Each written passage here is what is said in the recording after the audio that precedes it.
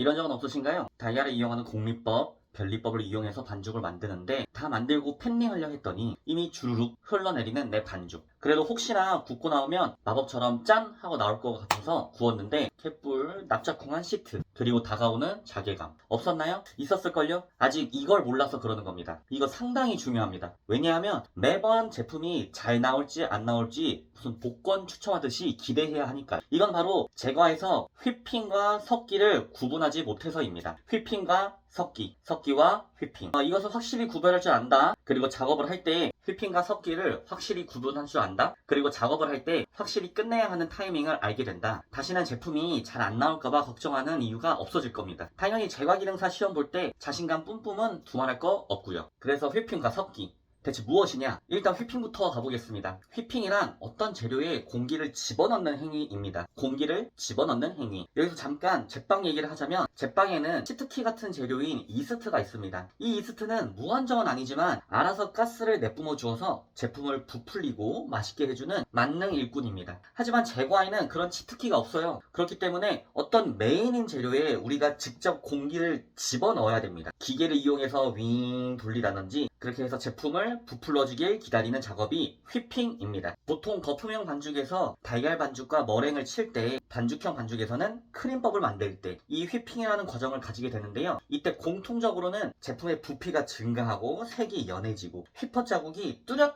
해지게 됩니다. 근데 중요한 점은 거품형 반죽을 휘핑할 때에는 충분히 휘핑됐다고 생각됐을 때 딱 멈춰야 됩니다. 만약 멈추지 않고 더 올리게 된다면 충분히 거품이 들어가는 걸 넘어 기포가 꺼지기 시작합니다. 꺼지기 시작한다면 다시는 공기가 다시 올라가지 않아요. 기포가 죽기만 합니다. 건널 수 없는 강을 건넌 겁니다. 그러니 적당한 타이밍에 종료할 줄 알아야 합니다. 여러분, 사실 이 영상의 핵심은 단 하나입니다. 여러분들 작업하는 도중에 완료가 됐다고 생각한다면 딱 멈추는 선택을 해야 합니다. 오늘의 핵심은 멈출 줄 알아야 한다는 겁니다. 지금 당장 달걀을 휘핑해보세요. 반죽이 부풀어 오르고 꾸덕해지는 걸 확인해보세요. 그 후 계속 돌려보세요. 계속. 그럼 기포가 죽는 걸 확인해 볼 수 있어요. 제 말이 맞는지 확인해 보시란 뜻입니다. 자, 이번엔 섞기입니다. 재료를 섞는 과정입니다. 정말 말 그대로 섞는다. 자, 항상 이 섞는 걸 설명할 때 비유하는 패턴이 있어요. 따뜻한 믹스 커피를 끓여 먹는다고 생각해 볼게요. 따뜻한 물이 필요하겠죠? 그 다음 믹스 커피를 넣습니다. 이제 무엇을 하나요? 수저를 이용하든 도구를 이용해서 섞지 않나요? 자, 언제까지 섞으시나요? 다 녹을 때겠죠? 그런 다음은요.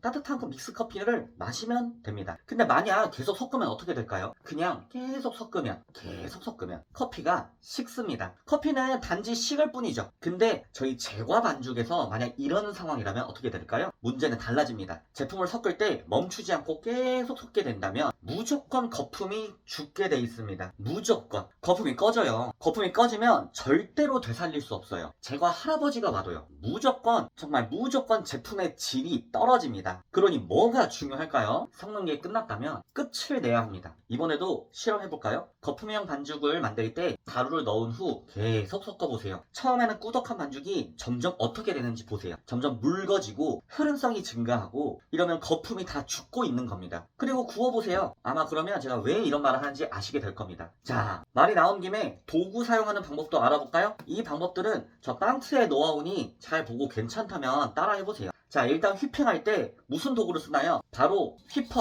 거품기라고 하는 도구입니다. 이 휘퍼로 설명을 해드릴게요. 일단 손잡이가 있지만 손잡이를 잠든다면 여러분들 은근히 힘이 많이 듭니다. 그러니 손잡이와 기둥의 중간 부분을 잡아주셔야 되세요. 그 후 살짝 기울입니다. 그리고 휘핑합니다. 여기서 중요한 게 있다면 이거를 원을 그린다고 생각하면 문제가 발생합니다. 굉장히 힘들어요. 스냅을 쳐주셔야 됩니다. 위에서 한 번 들어 올려서 스냅. 손목으로 스냅을 쳐주셔야 됩니다. 돌리는 게 아니라 스냅을 쳐주시는 겁니다. 그러니 타원형 모양으로 휘핑이 됩니다. 타원형 모양으로 휘핑이 되는데 살짝씩 볼을 돌려가면서 전체적으로 휘핑이 되게끔 돌려주세요. 처음부터 원을 그리면 금방 지쳐요. 그때는 반대손으로 하거나 그러지 마시고 휘퍼를 반대로 잡아보세요. 반대로 잡아보고 살짝 손을 보내듯이 던져보세요. 이 방법 또한 스냅을 치다가 지쳤을 때 쓰기에 좋은 방법입니다. 자, 그리고 중요한 점은 천천히 하면 절대로 휘핑이 안 된다는 점입니다. 상당한 속도가 있어야지 힘이 들어도 금방 휘핑이 될 겁니다. 그러니 힘으로 돌리지 말고 말고 스냅 치는 거를 연습하셔서 속도를 내면서 빠르게 하는 연습을 해주셔야 됩니다. 자, 이번에 섞을 때 쓰는 도구는 주걱입니다. 오늘은 이 주걱으로 보여드릴 텐데요. 자, 달걀을 메인으로 하는 공리법, 변리법 때 사용하는 패턴과 유지를 메인으로 하는 크림법 때 쓰는 패턴이 다릅니다. 일단 달걀 반죽에서 가루를 섞으실 땐 무조건 대각선과 바닥을 긁어 들어 올리셔서 털어주셔야 됩니다. 들어 올리셔서 털어주셔야 돼요. 더도 말고 대각선 바닥을 긁어 올려서 털어주세요. 그리고 볼을 살짝 돌리고 다시 들어서 털어주고, 절대 손의 각도를 이리저리 움직이지 말아주세요. 무조건 사각지대가 생겨서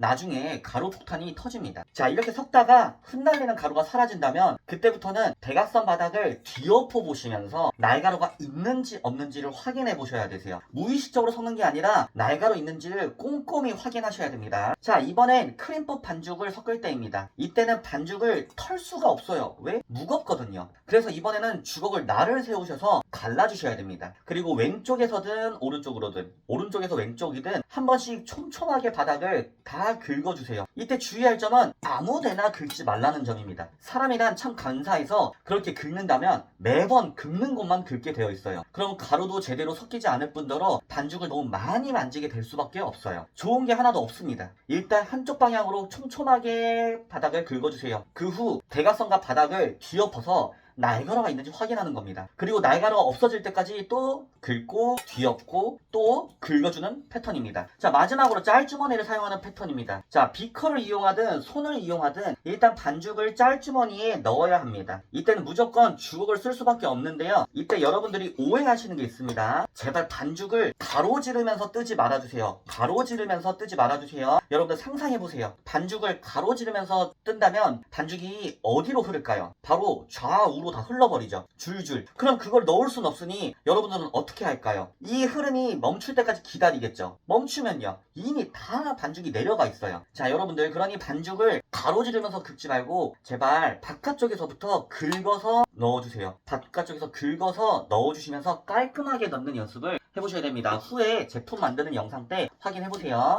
자, 여차저차해서 반죽을 짤주머니에 넣었습니다. 근데 여러분들, 짤주머니의 윗부분은 절대 반죽이 절대 묻으면 안 됩니다. 그러니 반죽을 너무 무리해서 많이 넣지 마세요. 딱 비커든 손에 수평을 맞출 때까지만 딱 넣어주세요. 고수가 된다면 더 넣겠지만 초보자라면 그냥 수평선까지만 넣어주세요. 그리고 제발 주걱을 짤주머니 안에 집어넣지 말아주세요. 괜히 공기가 들어갑니다. 여러분들 그냥 이렇게 긁어서 넣어주세요. 긁어서 넣어주세요. 자, 이제 진짜 짜봅니다. 각자 편한 손 엄지와 검지를 집게 마냥 꽉 잡아줍니다. 그리고 반죽이 팽팽해질 때까지 쭉 밀어 넣습니다. 그 후 손가락이 풀리면 절대 안 돼요. 이때 반대손으로 반죽에 있는 부분을 돌려가면서 적당하게 팽팽한 텐션감을 유지하면서 반죽을 짜야 됩니다. 여러분들, 이 부분이 중요해요. 반죽을 짤 때 헐렁해진다면 반죽을 짜는데 헐렁해질 때마다 반죽이 있는 부분을 조금씩 꼬아주면서 탱탱하게 유지하셔야 됩니다. 당연히 너무 탱탱하게 해서 질질 세게 하면 안 되죠. 아무튼 텐션감도 됐으니 이제 중요한 부분은 약한 손에 엄지와 검지를 이용해서 짤주머니에 머리를 잡아주세요. 여러분들, 이것도 중요해요. 꼭 머리를 잡아주세요. 그래야 높이를 유지한다든지 원하는 양을 짤 때라든지 여러모로 유용합니다. 자, 여기는 정말 초보자라서 지금 중요한 부분이에요. 기본적인 설명만 드렸지만 일단은 제가 하라는 대로 연습을 해보셔야 합니다. 대신 반죽의 양을 조금만 넣은 후에 연습해보세요. 그 후 적응이 된다면 양을 점점점 늘려주세요. 자, 이제 저 빵트가 제과에서 가장 중요하게 여기는 휘핑과 섞기에 대해, 그리고 가장 많이 사용하는 휘퍼, 주걱, 짤주머니에 쓰는 법에 대해서 기본적인 방법을 알게 되었어요. 그리고 이를 기본으로 초급자에서 중급자로 넘어갈 준비도 되었답니다. 이 도구 쓰는 법만 제대로 알아도 중급자라고 말하기에 충분합니다. 이 도구 쓰는 게 확실하지 않다면 좋은 제품을 만들 수 없거든요.